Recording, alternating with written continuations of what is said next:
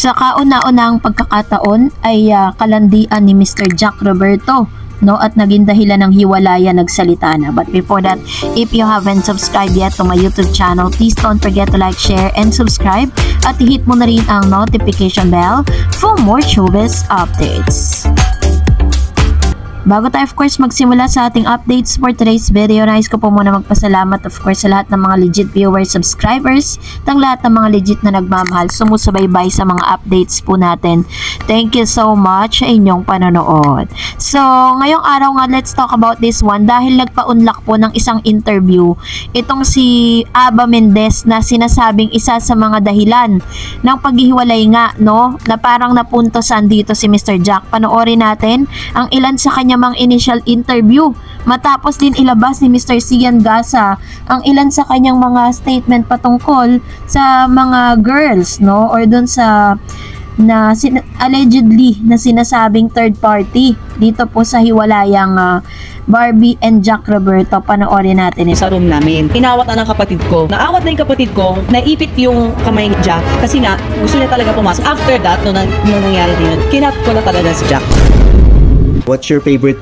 Sa kauna-unahang pagkakataon ay binasag ng Viva Max sexy actress na si Aba Mendez ang isyong ipinakabit sa kanilang dalawa ni kapusohang aktor Jack Roberto. Kamakailan lamang ay usap-usapan ng mga netizen ang isang litratong kumakalat sa social media na nakitang magkasama sina Aba at Jack sa isang birthday party ng isang common friend na ginanap sa isang hotel.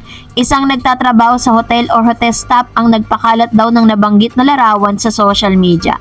Hindi lumaki ng bonggang-bonggang istorya dahil naniniwala ang Jack B fans na hindi magagawang lokohin ni Jack ang current girlfriend na si Kapuso primetime princess Barbie Fortesa. Pero sa isang latest interview ng isang vlogger kay Aba, binasag niya ang kanyang katahimikan tungkol sa issue. Kinuwento ni Aba na may common friend sila ni Jack at nagkataong silang dalawa lang daw ang artistang naimbitahan. Nagkaroon daw ng konting inuman at medyo nakainom na raw si Jack ng mga sandaling yon. Marami sa mga ushers ang lumapit kay Jack para daw makipag-usap at bilang celebrity ay naging mabuti naman daw ang pakikisama ng aktor sa kanila. May mga nag-request din na magpa-picture sa kanila bilang celebrity, kaya ang ginawa ng lahat, inikutan daw nila ang bawat table na naroroon para mapagbigyan ang lahat. Sadly raw ay nag-upload ng mga nga ito sa social media at nahaluan ng mali siya, lalo't ang mga kasama nila sa photo ay nakakrap pa. Samantalang wala pang tugon o reaksyon ng pahayag ni Jack patungkol sa isyong ito. And for the first time in the history, neto lamang ay nagpa-interview si Miss Aba Mendez kung paano po talagang pinipilit ni Jack Roberto na pasukin ito sa kanya pong room, no? At sinasabi dito ni Miss Aba Mendez na nakainom na si Jack at pinipilit na ipasok ang kanyang kamay doon po sa room kung saan isinasarang pilit ng kapatid ni Aba Mendez kung saan naroroon po sila. So, ibig sabihin, totoo talaga yung mga kumalat na balita na itong si Jack Roberto pag nalalasing po siya, nawawala siya sa kanyang sarili, na bagay na parang hindi binigyan ng big deal ni Miss Barbie Fortesa. Pero, in the end, dahil sa mga naglabas ang pang cheating issue patungkol kay Jack, ay dito na nga po talaga nakapag-decide si Miss Barbie Fortesa na tuluyan nang ang hiwalayan at tuluyan nang tapusin ang kanilang 7 years na relasyon. Kaya naman pala kung mapapansin po ninyo sa post ng ina ni Miss Barbie Fortesa ay sinabi nito na pinipilit at talagang nilalaban ni Miss Barbie Fortesa yung kanilang relationship, 7 years relationship, pero in the end ay tinapos na nga ito ni Miss Barbie. Marami naman ang nanghinayang kasi ito po yung pagbukas ng taon, sila po talaga yung kauna-unahang couple na parang naghiwalay sa taong 2025. So ibig sabihin po, kinakansela, no, ang ilan sa mga allegedly issue patungkol po kay Barbie at kay David Licauco, which means wala talagang kinalaman ng isang David Licauco sa hiwalayan ni Miss Barbie Fortesa and Jack Roberto. So sana po namamatay na yung issue na yan dahil talagang ang sasama kasi ng mga sinasabi ng mga Jack B fans na parang si Miss Barbie daw ay napakaharot, kumakadikit daw kay Mr. David Licauco. Tapos may mga sinasabi pa sila sa Twitter or dun po sa ex ng kung ano-anong masasamang statement towards Barbie Forteza. Pero ang maganda lang dito is nanatili silang tahimik. Maging si Mas Barbie Forteza po ay hindi pinapatulan yung mga negatibong komento towards her. So talagang nandun pa rin yung kanyang pagpoprotect kay Mr. Jack Roberto kasi hindi niya sinumbatan or siniraan ito sa social media. And for now, narito naman ang ilan sa mga komento po ninyo. No? Unahin natin si Ma'am Shininita. Was kung hindi niya siya naunawaan ni Jack, siguro hindi umabot ng 7 years ang kanilang relasyon. Mahal niya ni si Jack, hindi lang sila nagkaintindihan. Lahat ng bagay may pagsubok at wag susuko at palagay niya Barbie ganun din ang ugali ng David na katulad ni Jack.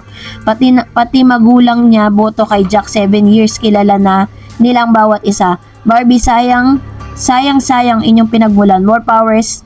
Ako sana mag-ayos kaso kayo muli. Yan. So, prayers niya daw isa na magkaayos daw muli. Promise. Ayan. Sabi ni Miss Nenita Olero. Marami pa rin palang mga Jackby talagang umaasa na magkakaroon ng comeback itong si Miss Barbie at si Mr. Jack Roberto. Pero parang feeling ko pakalabo na dahil sa sobrang parang masisira kasi yung credibility nila kapag po nag-announce sila sa publiko na break na sila tapos pagkatapos ng diba? Makikita na naman sila together. So, katulad po na lagi natin sinasabi, bago mag-announce yan sa public, pinag-uusapan niya ng todo, magkasama ng kanilang management. Sabi ni Rodora, kung talagang sila Barbie at Dave, malalaman natin, pero sana sila na, sabi niya. Sabi naman ni Ma'am Shites, let us wait for the next news of Barda. Sana ay gawan agad ng movies. I am sure na patok agad ito mga gagawin nilang Barda. Ayan. So, ito naman yung kanyang wish, na although may project po si Mr. David Licauco with Miss Sanya Lopez ngayon kasi parang sila po yung pinagtatambal. Pero yun nga, ang wish ng mga Barda fans, sana bigyan pa rin sila ng project kasi kahit pa paano napag-usapan naman talaga at sumikat talaga ang Barda. Lalo na't ngayon pareha silang single. Sabi ni Reyna Publiko, I think matagal na sila naghiwalay. Parang mid-October or November, wala nang Jack B. Pero okay lang yun. Ganun talaga ang life. Pag di kayo destiny, siguro may purpose lang talaga si God para sa kanila. Basta ako, Barda lang ako, go, go, go. Ayan. So, ito naman yung kanyang komento with regards to this. Yan nga po yung ilan sa mga speculation na parang hindi sila naghiwalay nitong January lang. Ibig sabihin, meron talaga silang moment na parang nilalaban pa nila yung kanilang relationship pero parang wala na talagang pag-asa. Yun po yung sinasabi ng ilang mga fans ni Barbie. Sabi naman ni Miss Minnie Mosi, buti sa kanya, iniwan niya si Jack. Ang bait ni Jack. Oh? Sabi naman ni Love Santa, salamat ma'am sa ayuda, balik ngiti ang Barda. Abangan namin ulit ang ayuda mo sa dalawa ng Barda. Sabi ni Janet, love Barda, love David. It's so nice, beautiful. Take care of your working. Thank you so much, very much. Ayan, ito naman yung kanyang komento with regards to this. Marami talaga yung napapahappy ng Barda. So, that's it for today. For more videos and updates, please don't forget to like and subscribe. And please don't forget to follow my Facebook page, Dar Eds TV. God bless everyone.